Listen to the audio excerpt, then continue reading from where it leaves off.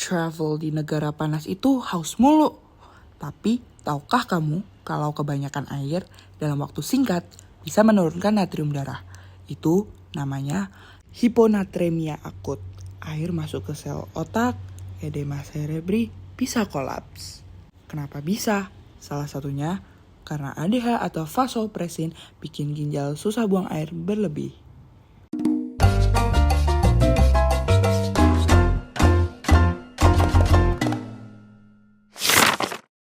Vasopresin dikenal sebagai antidiuretik hormon atau ADH adalah nonapeptida yang disintesis di hipotalamus dan disekresikan lewat hipofisis posterior.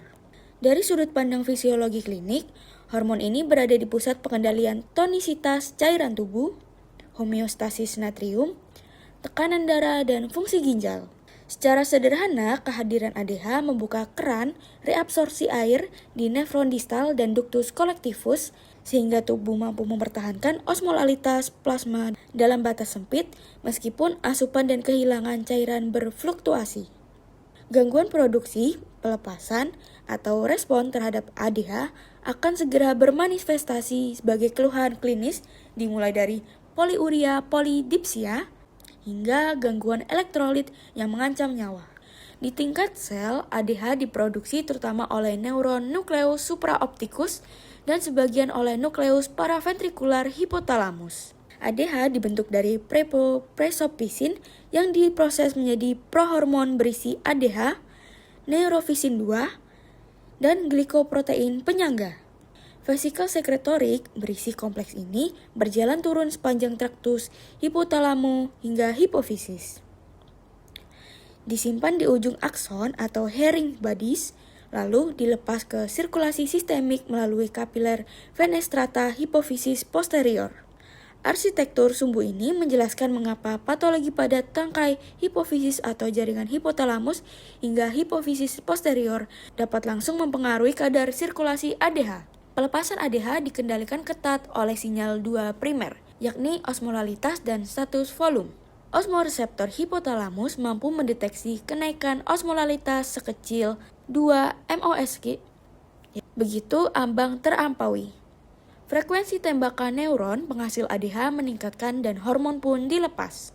Di sisi lain, baroreseptor atrium kiri, sinus karotis dan arcus aorta memodulasi ADH berdasarkan tekanan atau isi arteri efektif. Hipovolemia akan menstimulasi pelepasan ADH bahkan ketika plasma sudah hipoosmotik karena prioritas tubuh pada saat defisit volume adalah mempertahankan perfusi jaringan. Ragam modulator sekunder seperti angiostensin 2, nyeri, mual, hipoglikemia, nikotin, opioid, dan sejumlah obat dapat menaikkan ADH, sedangkan etanol, agonis alfa adrenergic, dan atrial natriuretik peptid menurunkannya. Efek diuresis saat intoksikasi alkohol merupakan ilustrasi klinis dari penghambatan ADH oleh etanol. Mekanisme kerja utama ADH berlangsung pada sel prinsipal ductus collectivus dan tubulus distal akhir melalui reseptor V2 yang terkopel protein GAS. Ikatan ADH mengaktifasi adenilat siklase, meningkatkan CAMP, mengaktifkan protein kinase A atau PKA, lalu memfosforilasi komponen mesin vesikular yang mendorong translokasi kanal air aquaporin 2 ke membran apikal. Kehadiran aquaporin 2 membuat membran berpori terhadap air sehingga air berdifusi mengikuti gradien osmotik yang dibentuk NaCl dan urea di medula ginjal. Hasil akhirnya adalah urin hiperosmotik dan konservasi air, yang sangat krusial saat dehidrasi atau penurunan volume sirkulasi. Setelah homeostasis tercapai, kadar ADH menurun, aquaporin 2 diinternalisasi, dan permukaan membran kembali kedap air. Hipotermia akut adalah penurunan cepat kadar natrium serum yang membuat osmolalitas plasma jatuh sehingga air bergerak masuk ke sel-sel otak dan memicu edema cerebri. Karena otak terkurung dalam rongga tengkorak yang kaku, pembengkakan ini dengan cepat menaikkan tekanan intrakranial, menurunkan perfusi, dan dapat menekan pusat-pusat vital di batang otak.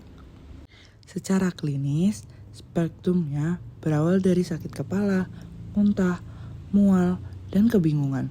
Lalu dapat berprogresi menjadi kejang hingga henti napas dalam hitungan jam.